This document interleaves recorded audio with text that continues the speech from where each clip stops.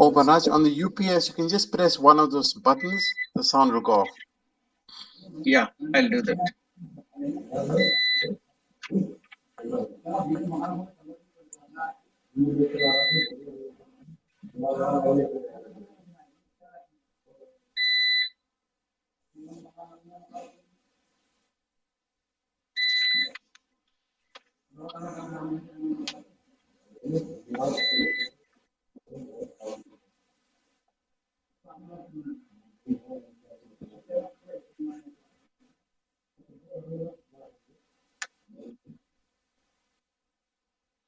ॐ स्थापकाय च धर्मस्य सर्वधर्मस्वरूपिणे अवतारवरिष्ठाय रामकृष्णाय ते नमः.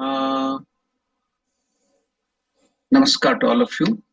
Welcome again to the study and discussion of the great life of the great master written by Shardanandaji Maharaj. So we had a long break due to the Christmas holidays, and we are meeting again to enjoy the life of Sri Ramakrishna. Now, I think we had left the discussion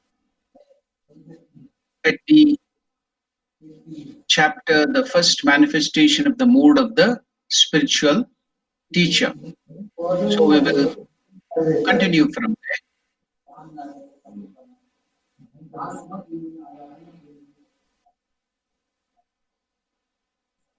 Yesterday, I had sent the invitation to everybody. In that, I had also sent you the e-copy, e-book of the Great Master. You can open that copy, or else you may be having the books. You can refer that books now. Now I'm going to start the discussion on the first manifestation of the mood of the spiritual teacher. Now Shardanandaji Maharaj starts this chapter with the Bhagavad Gita verse, the 11th verse of the 9th chapter, whereby Lord Krishna is telling Arjuna, ignorant of my supreme nature as the great Lord of all beings, foolish people slight me who am in a human body. So that is the Bhagavad Gita verse, the 11th verse of the 9th chapter. Ignorant of my supreme nature as the great Lord of all beings, foolish people slight me who am in a human body. Now we shall see what Shardanandaji Maharaj wants to tell about this wonderful chapter. We find, shall I make a special request, because somebody's mic is on and you're talking inside the house and other things are disturbing the class. Can you please switch off the mic, please? The mic is still on. Please, can you switch off the mic, please? Mute your mic. We find the mood of the spiritual teacher manifested in the master from his very childhood. Though it must be admitted that its full manifestation took place only in his youth after he had attained the Nirvikalpa Samadhi. Let no one think that the above statement is an exaggeration intended to extol Master's greatness. If anybody critically studies Sri Ramakrishna's life without any bias, he will never be tempted to entertain that error. Let anybody study with all the critical power at his command the events of his extraordinary life, and he will then find that it is his own power of judgment that gets baffled, bewildered, and benumbed in making any such critical estimate of him. Our own minds were not a little suspicious at first. Many of us doubted, tested, and examined Sri Ramakrishna more critically than it will perhaps even occur to many in the present age. It is difficult to enumerate the occasions when most of us, doubting Sri Ramakrishna, went to test him and got defeated and hung our heads in shame. We have given the reader a little indication of this already in the second chapter, and more will be given later. The reader will then be in a position to judge for himself. Swami Vivekananda used to always tell, you should never believe because somebody, great man or great person, told you. You have to test everything for yourself and then come to the conclusion. You should be always scientific and logical. That's why Shardanandaji Maharaj is taking us through this process whereby he's telling that we should be logical, we should be rational, we should not simply believe all that is told. So they themselves, the direct disciples, most of them were educated in the British school at that time, in the Western standards, and they had all the suspicion and doubts. As Shardanandaji Maharaj is telling, we tested Sri Ramakrishna and doubted him more than what you can. So we have already finished that. And after that, we are giving this statement. So now you can also test. There is nobody to stop you. Everybody. Ramakrishna himself, when being tested by his own disciples, would not feel unhappy.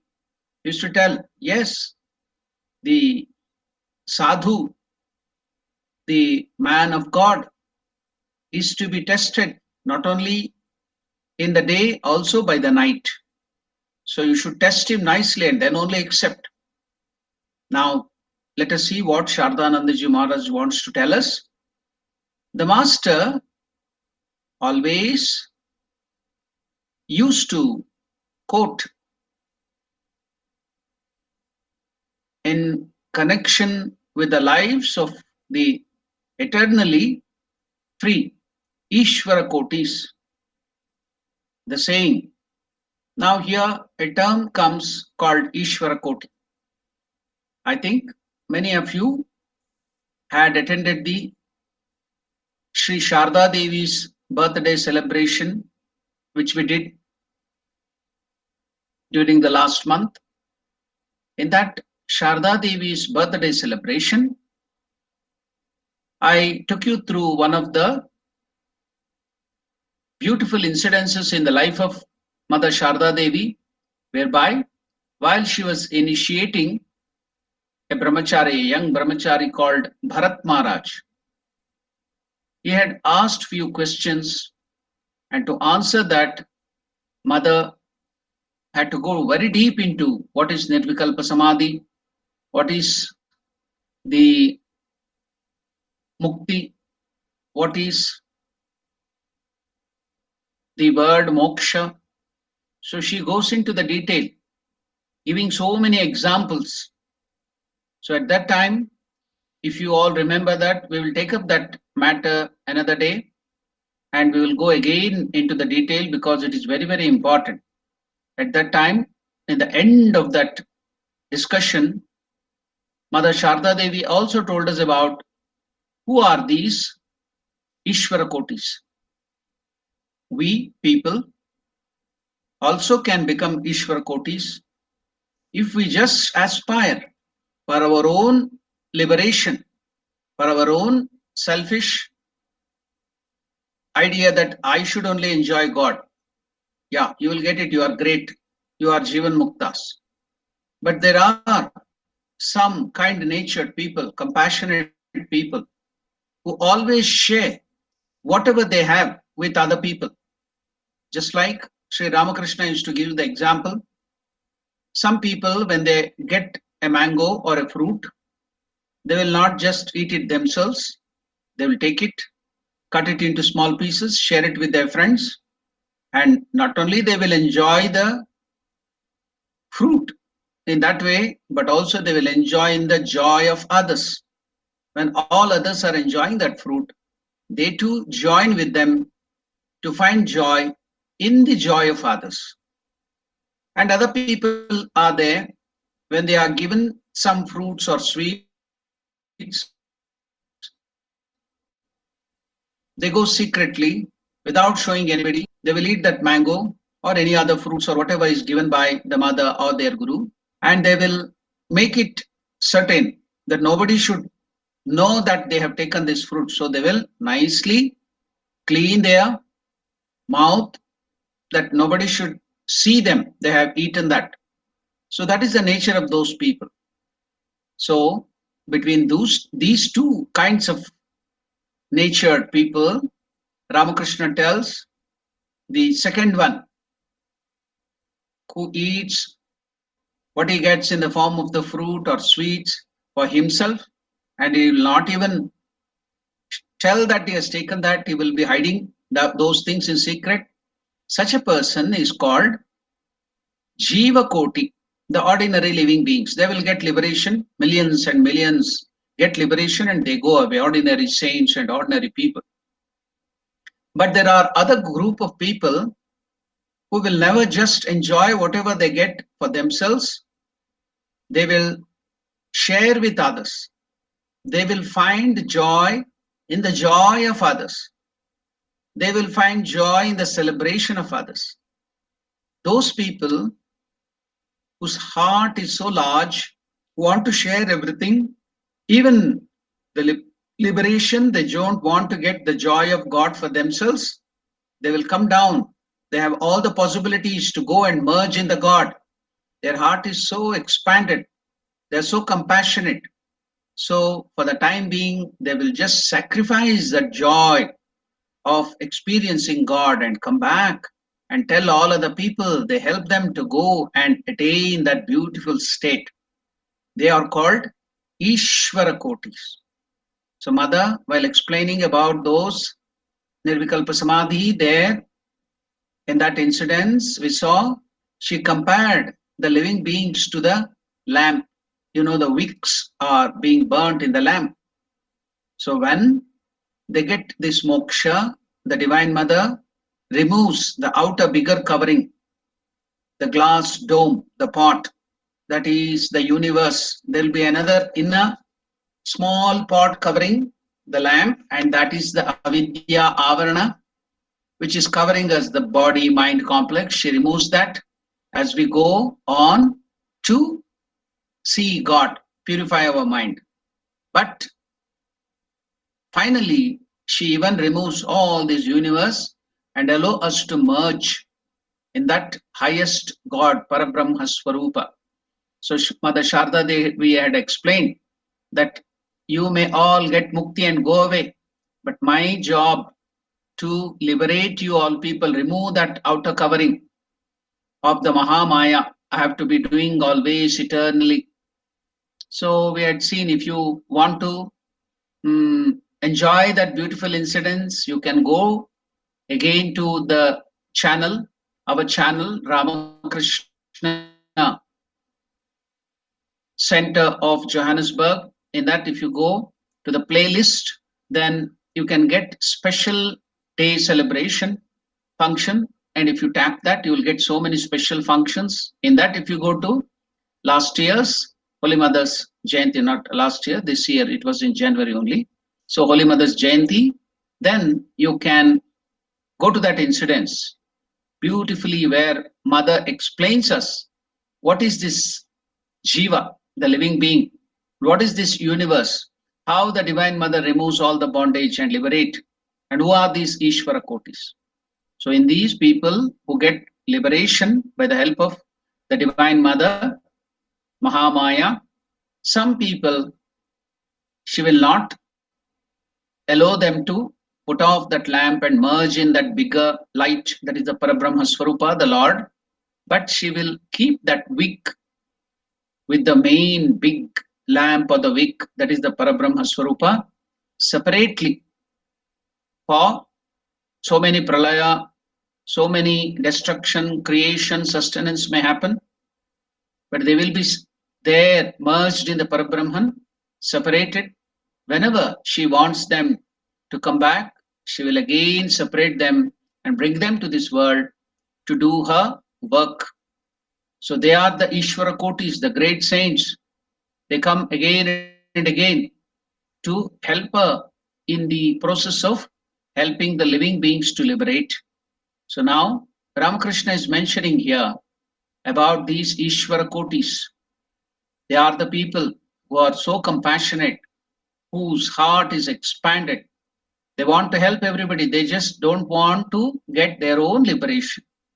Another beautiful example given by Sri Ramakrishna about this Ishvara Kotis is there was once some villagers. That villager was moving with his friends. When he went into the forest, he saw there was a big fort, big wall, and from inside that circular fort or wall, beautiful music and so many good celebrations. He could hear it, something, people are inside enjoying something. So he went back, bought a very big ladder, put that ladder to the wall. He climbed up. He was very curious to see what is going on inside. He went up the ladder to the top of that fort wall and saw there was so much of beautiful celebration, so much joyful things going on. He couldn't contain it. He told, ha, ha, ha, ha. He couldn't contain that joy. He just jumped inside. The other person, other friend too, went up, saw that joy. He too couldn't contain. Was so much attracted, just like the moth is attracted to the fire, to the joy, that enjoyment. Couldn't contain it, jumped in shouting, ha, ha, ha. But one person among this group, he went up, saw that joy. He too wanted to jump and enjoy that, go inside. But he thought, there are so many other people. They are suffering so much. In this worldly entanglements, they are suffering. Let me not go and just enjoy, jump into it. I'll go back. Bring all of them. Tell about these great things happening here. The joy that is going on within this barricade or the wall. And he went back to his village and other people. He told all of them there is something so great, joy inside. Come, let us all enjoy that. So those people who couldn't contain that joy jumped inside. Ramakrishna tells they are the Jiva Kotis, ordinary living beings who just get their own liberation and go away. But some people who come back to share that such a wonderful thing is there, and again take all of them, help all of them, and tell them that there is such wonderful thing, they are called Ishvara Kotis. Yeah, Sri Ramakrishna always used to quote in connection with the lives of the eternally free. They've already got liberated, but the Divine Mother has kept them separate, merged in the Parabrahma. So they are eternally free. There is no bondage, there is no karma to bind them. We all come to this world by our karmas, dragged by the force of our karmas to either enjoy the good fruits of karma, punya, merits, or suffer the bad fruits of a karma, that is the papa. So we are forced to come down. But Ishvara Kotis and the Avatara Purushas, they are eternally free. They don't have any bondages, but of their own will. They have made their will with the will of the God, one with the will of the God. They have completely obliterated their ego, selfishness. So they come down to this world to help the other living beings and help them attain that higher states. That's why Sri Ramakrishna is telling, Ramakrishna, Master, always used to quote in connection with the lives of the eternally free Ishvara Kotis. The saying, another beautiful saying of Sri Ramakrishna is, fruits first, flower next. Fruits first. Generality, we see that we have the flowers first in the plants. They grow the flowers first, and then we get the fruit. But in some cases, like pumpkin and some other gourd family, it may be bottle gourd or some other family of those plants or creepers, you can see the fruits will be first. And then after the fruits, it gives the flower. So these Ishvara Kotis are those kind of people who will get the fruits first. They are eternally liberated. They come down and do the sadhana later on to show it to the people, other people, to help them how to do sadhana. That's why Sri Ramakrishna used to tell, fruits first, flowers next, as in the case with the creepers called gourds. The meaning of the saying is that in the case of Ishvara Kotis, whatever practices they are seen to undertake for achieving perfection in matters spiritual are only for the purpose of showing people that they will have to undertake similar practices in order to achieve like results. We have all been studying Bhagavad Gita, the second chapter. At the end of the second chapter, we come to the very, very famous portion of the second chapter, that is Sthita Prajna Lakshana. Who is a Sthita Prajna? A person who was gone very near to God. He has realized God, so his mind has become steady. So steady minded. The mind, the intelligence, and everything has become studied. It is not fickle, it is not restless. So Sthita Prajna Lakshana, the characteristic of a perfected being, is explained by Krishna there. Because Arjuna asked the question, Sthita Pragnasya Kabasha Samadhistasya Keshava Sthitadihi Kim Prabhasheta Kim Asita Brajeta Kim. Arjuna asked, how does a person who has realized God, who is a perfect being, a perfect man, how does he behave? How does he sit? How does he stand? How does he walk? So, in generality, what is his behavior? What is his character? Then, elaborately, Krishna goes on to explain about his nature. So, we were almost completing that portion in the second chapter. Now, the things will continue from Wednesday. About the same chapter, we will be continuing that. The end of the Sthita Prajna Lakshana, we have come to the state where Krishna tells us how the thought, very small, will go on building up. It will go to the extent of deep desire, then anger, then all that attachment and destruction, the greed, everything we are now explaining. We will be continuing that again on Wednesday evening. That is in South Africa, it will be 6 o'clock, and in India, it will be 9:30. So now there, while explaining the features, the characteristic features of that perfected soul, our Lord Krishna goes in detail about his nature. Shankaracharya, who writes Bhashya, commentary to this, explains it. Why should Lord Krishna go into the detail of the life of such a great being? Then Shankaracharya explains the reason is, whatever is the end product for the Siddha, the Siddhi, the end product of the Siddha, the perfected man, we can take up that. The ordinary people who have not realized God, who have not become perfected, we can take up those character, emulate it, imitate it, put it into our life, then we can reach that goal through that. For example, the realized soul will not get angry on the people who troubles him. So that is a end product to the perfected soul, the Ishvara Koti. Then what about, why should we know about that?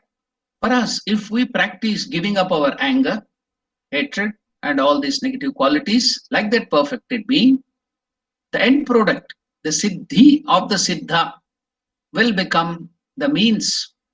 The end of for the siddha will become the means for us to practice. Then we will gain God realization through that. That's why Krishna explains the feature of a realized soul, a perfected being, in the second chapter, end of second chapter, telling that he will behave like this, he will be doing like this. So that is Sthita Prajna Lakshana. Not only that, many places in Bhagavad Gita, he goes on to explain about the feature of a realized soul, the Bhakta's Lakshana in the Bhakti Yoga, a perfected Bhakta, how does he behave? And so many other places he has explained about that. So now, here, Sri Ramakrishna is saying that the meaning of the saying, Shardananda is explaining about the fruits first, flowers next, as is the case with the creepers called gods. The meaning of the saying is that in the case of the Ishvara Kotis, whatever practices they are seen to undertake for achieving perfection in matters spiritual, or only for the purpose of showing people that they will have to undertake similar practices in order to achieve like results. From a critical study of the lives of these persons, one fact stands out. It is this, that from their childhood, they always behave in a way which is possible only for those who are already in full possession of spiritual enlightenment. I will read it again. It is this, that from their childhood, the Ishvara Kotis, after they are born in this world, they always behave in a way which is possible only for those who are already in full possession of spiritual enlightenment. But nonetheless, they are seen to work. Nonetheless, they are seen to work hard for its acquisition in their later life. It is as if the knowledge is already theirs from the very commencement of their lives, but yet they seem to work for its attainment afterwards. This could be seen in one of the great direct disciple of Sri Ramakrishna, Swami Brahmanandaji Maharaj or Rakhal Maharaj. After Ramakrishna's Mahasamadhi, that is finishing his Leela on this world, we see Brahmanandaji going to different places of pilgrimages and doing lot of austerities, intense austerities. So he had been to Vrindavan, the place where Krishna showed his Leela, Bala Leela. The play of Krishna could be seen there as a small child in Vrindavan. So there, Swami Brahmanandaji Maharaj used to undertake severe austerities, severe sadhanas. He would not take food weeks together. He would be sitting in meditation, deep samadhi, days together. So many times, another direct disciple was there, sent by Holy Mother to look after him, because he's the Manasaputra, he's a great soul, he's very helpful to this world. So stay with him and take care of him. Holy Mother had told another direct disciple to help him. So he used to go begging, bring the food and keep there to Brahmanandaji to eat. So many days has passed by. Brahmanandaji would not come down from that higher state of meditation to take that food. It would be just getting stale. He would not take that food at all. He would be in deep meditation. Then such severe austerities he took. He practiced there in Vrindavan and many other places. Now, one day, one householder disciple, Vijay Krishna Goswami, who came there to Vrindavan to practice austerity, saw Swami Brahmananda performing the spiritual practices there, and he was surprised. He went there and met him and told, "What is this, Rakhal? You are the son of Sri Ramakrishna. You are called the Manasaputra, the spiritual son. the mind-born son of Ramakrishna. He has given you everything. Nothing is there on this earth that which has not been given to you. But why are you sitting here in Vrindavan like this, like a beggar, asking for spiritual illumination from God? You are the son of the emperor. Already you have got everything. Ramakrishna has given you everything. Why are you sitting and begging like a beggar? To which Swami Brahmanandaji replied, yes, what you tell is right. Ramakrishna has given everything to me in spiritual life. But I am now making all that is given by Sri Ramakrishna my own. All that is given to me by Sri Ramakrishna, I am making that my own. So that is what Swami Brahmanandaji replied. I am making all the thing which Sri Ramakrishna has given me my own. So what was the necessity when Sri Ramakrishna had given everything? Now you can find the explanation here. What is that? From a critical study of the lives of these persons, one fact stands out. It is this, that from their childhood, they always behave in a way which is possible only for those who are already in full possession of spiritual enlightenment.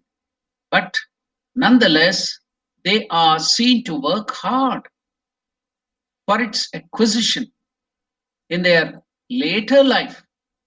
In the beginning, it was just freely given by the Master Sri Ramakrishna to them. Everything was given. Shall I give you one more example? Swami Subodhananda, Kokha Maharaj. Kokha means simple, very simple, saral. So he was just like a baby. Even now, in his old age, if you see the photo, his face is shining like a small baby. So everyone used to call Kokha. In Bengali language, Kokha means a small baby. Just like in Hindi, we call Bacha. So like that here, a small baby. He was so simple. He used to come to Sri Ramakrishna when he was very young, maybe the age of 16 or 17. Ramakrishna had shown him how to meditate and do the japa and some other spiritual practices. So after 2 or 3 visits, one day Sri Ramakrishna asked him, my dear child, are you performing all that meditation and spiritual practices diligently? To which Subodhanandaji replied, no sir, I cannot practice, I'm not practicing it properly. Some days I do it. Then Ramakrishna was surprised. He asked him, why? Why are you not practicing it? Shouldn't you practice it every day? Then do you know what was the reply of that boy of 16 or 17, Subodhananda? So he told, my dear sir, if I have to practice this meditation and hard spiritual practices, even after coming to a great soul like you, then I will go to another guru. There are so many innumerable gurus everywhere. In Calcutta itself and other places in India, are there any dearth of gurus, dearth of realized soul? I'll go to somebody else. They will teach me so many meditations and japa and mantra. Then I will practice it. Even after coming to you, the Avatar Purusha, the greatest Lord who has come down in the human form, if I have to perform sadhanas and meditation, then what is the use of coming to you? I'll go to some other guru. I can do the meditation like that. Then immediately Sri Ramakrishna corrected himself. Yes. No, it's not necessary for you to do sadhana. Your faith is enough. You have so much faith in me. The faith is enough. You need not perform any spiritual sadhana. I will do it for you. Then what are you supposed to do? Just morning when you get up, when you wake up after the sleep, just remember me. And then what is the only sadhana you have to do? Other sadhana? Before going to sleep in the night. Just before going to sleep, remember me. That is enough. This is the sadhana you have to do. What is that? As soon as you get up early in the morning, or whatever, whenever you get up, think of me. When you are going to sleep, think of me. This is the sadhana. If you do this, that's enough. So, see, you can see that Ramakrishna had given everything to them easily, as if arranging everything on a plate and giving you to eat. So Ramakrishna gave everybody in that way. But nonetheless, they are seen to work hard for its acquisition in their later life. Why is it? It is as if the knowledge is already theirs from the very commencement of their lives, but yet they seem to work for its attainment afterwards, when this holds good even in the case of Ishvara Kotis. So now we can understand the words of Sri Ramakrishna: fruits first, flowers next, as in the case with the creepers called goats. So these Ishvara Kotis, they're already perfected. So they will get everything, even when they are born, it is theirs. But they practice hard spiritual practices, austerities, and other things only to show it to the other people so that they can also learn that and then go forward in spiritual life, to help them in spiritual life. Just like another beautiful saying of Krishna in Bhagavad Gita, Yad yadacharati shreshtaha tat tat evetaro janaha sayat pramanam kurute lokaha tadanuvartate. So whatever the people at the high position, the elderly, the good people, the parents, whatever they do, the young children or young people or people who are still starting their spiritual life, they will follow. Tadanuvartate. They will emulate, they will imitate them. That's why the elderly, the people at the higher position, have to be on their guard. They should not be lazy. They should not give up the spiritual practices. So if they give up the spiritual practices, all the other people, they will think, oh, they are not performing anything. So why should we do? We will follow them. That's why to lead as an example to others, though they have got everything in the beginning itself, there is no need for them to perform spiritual practices. They do lot of spiritual disciplines only to show it to others, for them to help to go forward. When this holds good, even in the case of Ishvara Kotis, it is superfluous to say that it applies to the divine incarnations also. The manifestation of such knowledge in them is seen throughout their lives. Such is the verdict of the scriptures. And it is also seen that there is a great similarity between many of the actions of the incarnation of different ages. We find, for example, the power of transmitting spirituality to others by a touch in the lives of every one of them. Sharadanandaji Maharaj tells Jesus, Sri Chaitanya Mahaprabhu, and Sri Ramakrishna. Besides, in several other respects too, we find similarities in their lives. A few of these may be listed as follows. Some, particularly holy men, were informed in a superhuman way of the advent of these incarnations. The mood of the spiritual teacher was manifest in them from their childhood. They knew from their boyhood that they had come down on earth out of compassion as incarnations in order to show special paths to the people in general. There are many other facts as well. Therefore, no one need be surprised to hear that the mood of spiritual teacher was manifest in Sri Ramakrishna's life from his childhood. But that can be seen manifested in a bigger way later on, after he got the Nirvikalpa Samadhi. So the incarnations are a class by themselves. One will fall into a great error if one thinks that because such events cannot happen in the lives of ordinary men. They cannot occur in the lives of incarnations. Also, we may get a doubt that it doesn't happen in ordinary people like us, then it cannot also happen in the lives of incarnation too. That may be our doubt. Shardanandaji Maharaj expresses this doubt himself. One will fall into a great error if one thinks that because such events cannot happen in the lives of ordinary men, they cannot occur in the lives of incarnation also. So to which in the beginning of this chapter, Shardanandaji Maharaj had quoted from the Bhagavad Gita, that's the 11th verse from the 9th chapter. Ignorant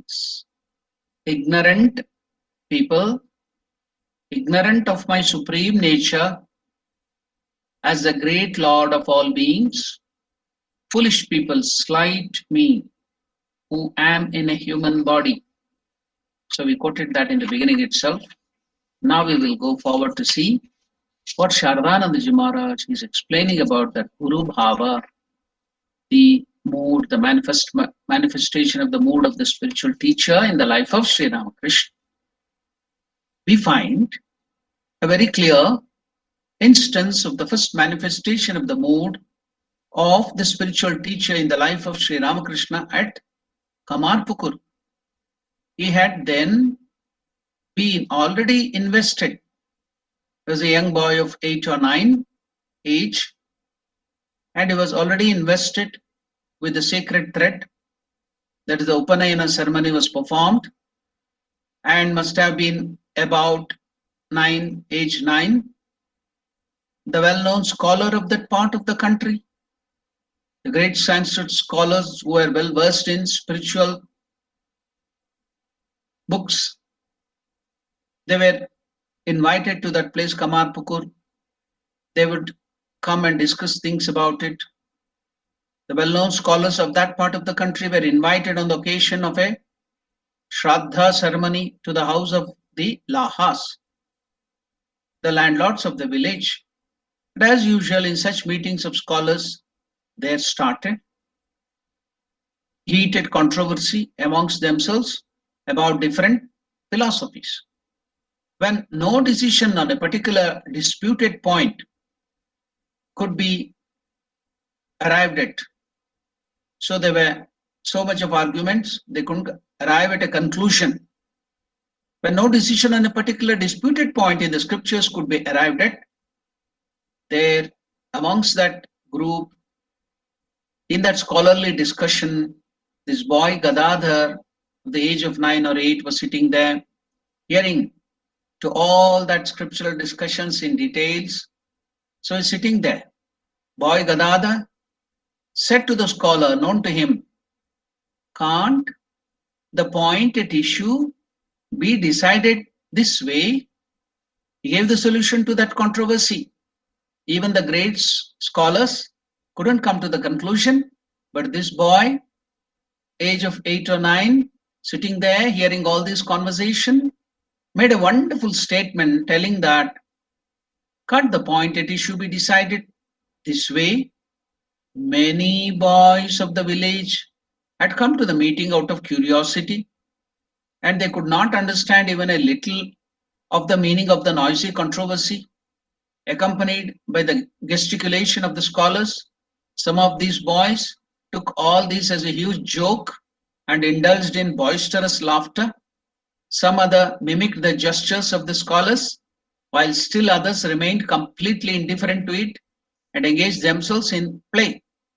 Therefore, this scholar was not a little surprised to see how this wonderful boy had listened with patience to what they had said for such a long time, how he had understood everything of their discussion, which the scholars, great scholars, also couldn't understand, and arrived at the right conclusion by reflecting on that matter.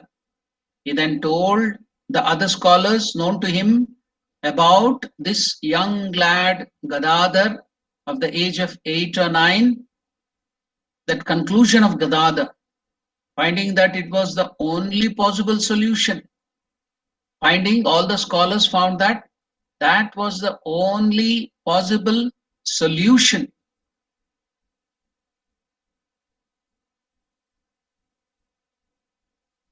Regarding the disputed point, they explained it to all others. All then admitted unanimously that it was the only rational solution regarding the point at dispute, and looked for the person. They wanted to know who gave this solution. They thought he may be a great scholar, elderly man. Then they were finding who is that person who gave this wonderful conclusion which we couldn't arrive at. It is the only possible solution, logical conclusion. No other solution can be given. Who is that? Who is that? Then finding that it was only possible solution regarding the disputed point, they explained it to others. All then admitted unanimously that it was the only rational solution regarding the point of dispute, and looked for that person whose keen intellect was the first to arrive at that wonderful solution. When they came to know that it was that boy Gadadhar who had solved the problem, some of them became astounded, and thinking the boy to be possessed of divine powers, remained gazed steadfastly at him, while others, filled with joy, took him in their laps and they blessed him. It's necessary to discuss the subject a little more. There is an event recorded in the Bible, Luke 2:4-48, exactly similar to this in the life of Jesus Christ, an incarnation of the divine Lord and the founder of the Christian religion. He was then 12 years of age. His poor, God-fearing father, Joseph, and mother Mary started that year on foot with him in the company of other pilgrims from his native village of Nazareth in the province of Galilee to offer worship at the famous temple at Jerusalem. This place of pilgrimage of the Jews was like the pilgrim center of the Hindus. Here, the devout aspirants felt blessed by directly experiencing the manifestation of Jehovah in the gold casket, and worshiped the deity by burning incense on an altar before him and by offering leaves and flowers, fruits and roots, and by sacrificing animals and birds like sheep and pigeons. The sacrificing of pigeons and other birds in the Hindu places of pilgrimage like Kamakhya and Vindhyavasini is in vogue even today. Worship, offering and sacrifices being over, Joseph and Mary started with their companions on the return journey to their village. At that time, the condition of the pilgrims coming from various quarters to visit Jerusalem was to a certain extent similar to that facing pilgrims proceeding on foot to Puri Jagannatha and other places of pilgrimage here. Before the railways were laid, it was just similar to that.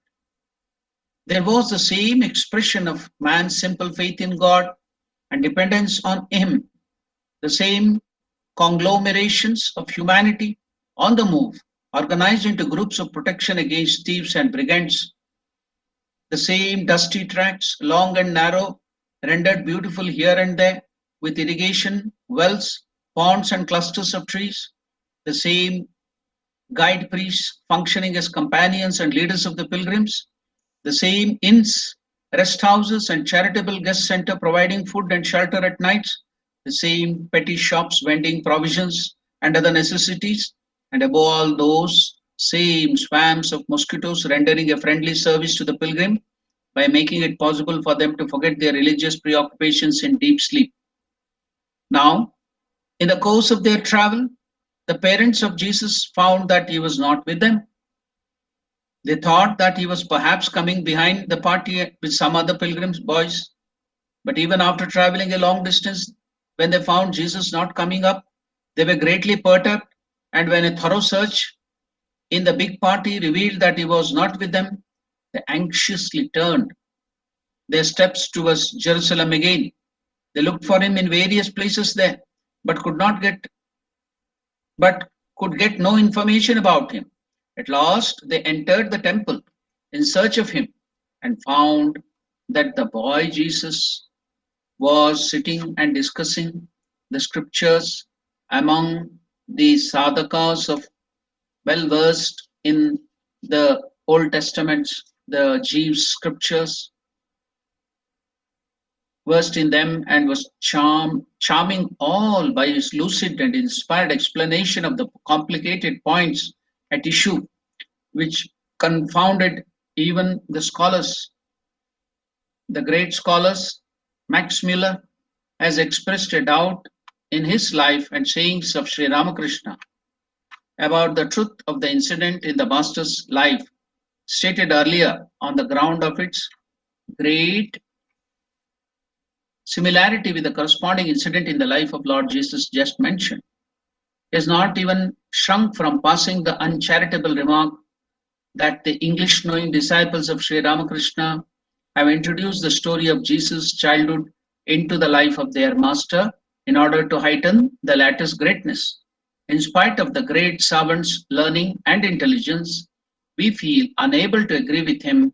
We do not want to dilate more on it beyond stating that we heard of that event of the master's childhood from many old people of his birthplace at Kamarpukur, and also from the master himself on several occasions. When studying Sri Ramakrishna's life, one is confronted with the question, why did he marry? He could have lived like a sannyasin. He had attained everything. What was the necessity when he would not lead a family life? It was not at all for the sensual enjoyment. Then why on earth did Sri Ramakrishna marry? So one is confronted with the question, why did Sri Ramakrishna marry? Why did a person who was never inclined to have any carnal relationship, bodily enjoyment with his wife, marry at all? It is of course difficult to find the reason. The following points may, however, be considered in this connection. A. What are the points? A. To the suggestion that his relatives married him against his will, when on reaching youth, he became almost mad owing to his constant thinking of God, we reply it is silly to entertain such an idea. From his childhood, no one could make him do anything against his will, in however trivial a matter. Again, whenever he wanted to do anything, he never failed to accomplish it by some means or others. Take, for instance, his having for his Bhiksha Mata a blacksmith woman named Dhani at the time of his investiture with the sacred thread, even though in the ritual he had to take that first Bhiksha, first alms by his own mother, biological mother. But he took it from Dhani Kamarini because even in his younger days as a child, he had promised Dhani Kamarini that he would take the first Bhiksha from her. So he didn't want to give up his word. He wanted to be truthful. Truthfulness was his main fault. He would never give up truth for anything. He told, if I don't keep up my word, if I'm not truthful, how can I become a Brahmana? A Brahmana means he should be always truthful. These are the wonderful qualities of a Brahmana. The Brahmana cannot be truthful, keep up his word. Then why should I have this sacred thread? I can't be untruthful. So that was the argument with his brother. And everybody had to agree, yes, a Brahmana has to be truthful always. These are the qualities of Brahmanatva. It's not by birth, it's by the dint of the qualities and the work they do. So that is Brahmanatva. It's not by birth. So now, here we can see that the boy would never deviate from the path of truth or do something, somebody told something, then he will just follow it. So social rules and regulations were not observed in the villages. Social rules and regulations were not observed in the villages with as much laxity as in Calcutta. So no one could act accordingly according to his own sweet will in the villages. The master's parents also were not a little orthodox, and it was the custom of the family too to assign the duty of the Bhiksha Mata to a Brahmana lady or the own mother. So all the elders of the family of the boy Gadadhar were against his receiving Bhiksha or alms from a blacksmith woman, was considered lower than the caste of Brahmana. In those days, in spite of all these opposition, opposition melted away before Gadadhar's insistence, and Dani became the Bhiksha Mata. This was a matter for no small purpose. It was even so in all other matters. Sri Ramakrishna's will and words even prevailed against the wills and desires of others. How then can we say that in such an important event in his life, he merely acquiesced because of the pressure of his relatives? It might again be said, what is the necessity of admitting that the master had the idea of renouncing everything out of love of God from his very childhood? We can say instead that the master at first had the desire to marry and enjoy worldly pleasures like people in general, but that no sooner had he attained maturity than there came about a sudden revolutionary change in him, in his mind, and that a violent storm of detachment from the world and attachment to God raised in his heart, overturning all his previous plans and desires. In that case, all objections will be removed in a natural way.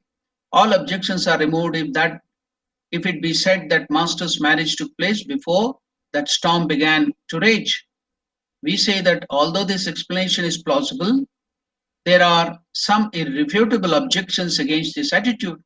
First, the master was married at the age of 24, and the storm of renunciation was then furiously raging in his heart.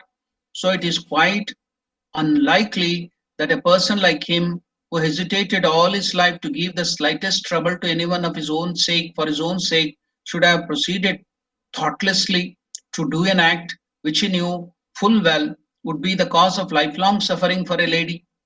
Secondly, the more we think, the more can we understand that no act in Sri Ramakrishna's life was done without a purpose. Thirdly, it is quite certain that he married willingly, for he told his nephew Hriday and all the members of the family when they were in search of a bride that it had already been divinely settled that he should be married to the daughter of Ramachandra Mukhyopadhyaya or Ramachandra Mukherjee of the village of Jairambati. The reader will either be surprised to hear this or will disbelieve it and say, fancy, speaking of such incredible things, can these statements be accepted in the 20th century? Because that was, now it is gone, another century has gone. So that is 20th century when Sharadananda Maharaj is writing this book. We have to say in reply, whether you believe it or not, it was indeed a fact. There are many still living who will bear it out. Why don't you just investigate? When in their search for a bride, his relatives failed to get one, the master himself said, go and see such and such a girl of such and such a village. She has been marked with a straw for the purpose. What is meant by marked with a straw? In Bengal and that part of, I don't know, it may be in other parts of India too, there is a custom amongst the cultivators, especially the farmers, Bengal villages, to attach a mark. A straw will be tied to the fruit. A straw to the fruits like cucumber, mango, or anything for that sake, which they consider the best in their garden, and offer them to the divine Lord. That will be marked. Then nobody will pluck it or take it away, because that has been marked with the straw. So that it will be dedicated only to the offering of the Lord. Nobody else will pick it. So that is called the marked with the straw. So it is done to prevent the cultivator or anyone else in the family from inadvertently plucking and selling them. So you can see in the villages, even now, in those days, they revered God so much. God was the cynosure. He was the important object of life. The rest were secondary. All the enjoyments and other things were secondary. But now you can see the whole world is changing. Enjoyment is the primary goal of our life. God is just like a fashion. Yeah, he will be there just in the house, we have to do something, we belong to some religion, so God should be there, that's all. But in those days, God was the important thing. For them, everything was secondary. God was primary. So they used to, even when any crop, any fruit comes, the first thing and the best thing you have to note it, the best thing was given to God. They used to mark it so that nobody should inadvertently, also by mistake, take it away. So that was the practice. So just by that one practice, you can see what was the goal of their life. God was the prime important goal of their life. So now we can change too. Otherwise, by the influence of the consumerist world, which is tempting you through their advertisement and all the things everywhere, they have changed our life pattern. Everything is changed to just the enjoyment of this world, sensual enjoyment. We have to make God again our main goal. All the other things secondary to that. So by this small event, we can understand what was the goal of even the uneducated villagers. They didn't have education like us. They didn't have these modern things, science and other things like us. In spite of that, they were simple, uneducated, but their main concern was God. So it is done to prevent the cultivator or anyone else in the family from inadvertently plucking and selling them.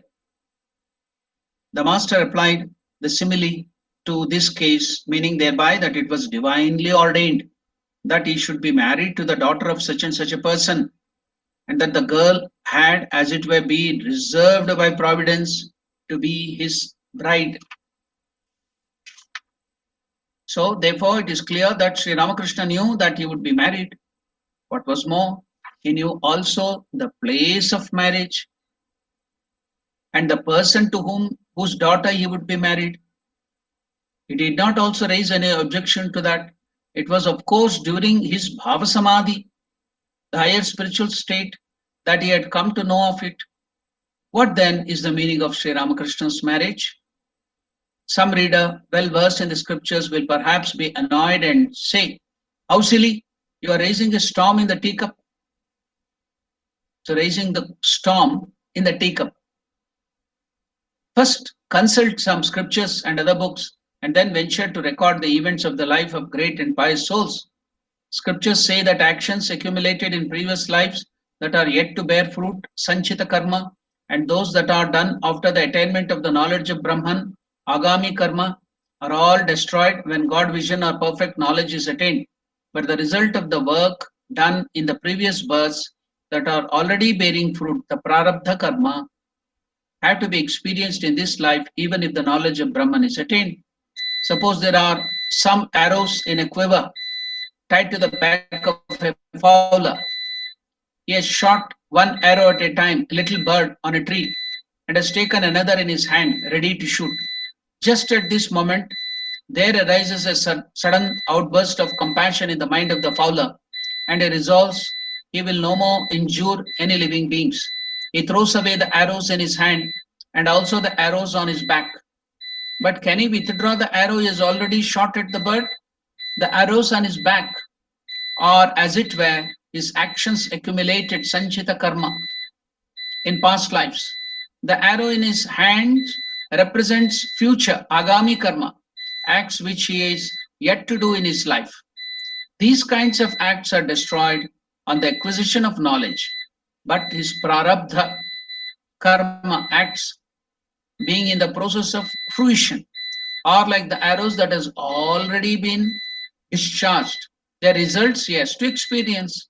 So even great souls like Sri Ramakrishna have to experience the result of their prarabdha karma actions so long as their present embodied state lasts. The experience of these results is inevitable, and they know and understand what kind of event will happen in their lives according to their prarabdha acts.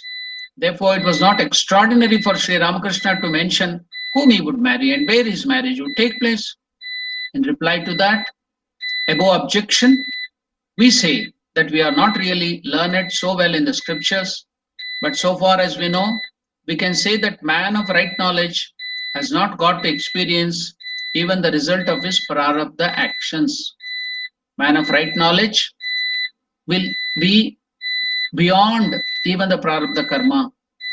For he has dedicated to God, for even the mind which feels pain and pleasure, where then is the possibility when he has surrendered, when he has given up, when he has dedicated his mind with which he feels pain and pleasure to God, then where is the question of suffering, the karmas? So where then is the possibility of his mind of experiencing pain and pleasure? But if you say that prarabdha actions are experienced in his body, how is it even that possible? If he by his own will keeps a little of highness for some reason or other, as for instance for doing good to others, it is only then that he will be conscious of his mind and body again and experience the result of his prarabdha actions. Therefore, men of right knowledge can experience or abstain from experiencing at will the result of those actions. Such is the power they attain. That is why they are called the conquerors of the world, the conquerors of the death, all knowing, and so on. So now we will stop our discussion because the UPS or the inverter is warning us there is no power here in Johannesburg, especially in this area, from morning 4 o'clock. So our inverter or the UPS had given us power until now. It is warning that even that power is going anytime the class might stop. So now we will give another 5 minutes, though we are closing the class earlier because of this problem, hurdle. So, but we can give another 5-10 minutes for the question and answer session so that we can close today's session. So now, before the current ends,